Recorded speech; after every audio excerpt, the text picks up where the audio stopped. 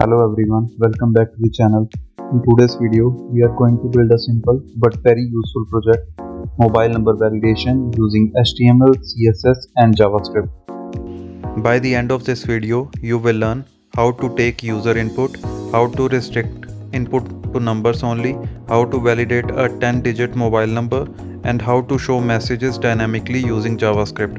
So let's get started step by step.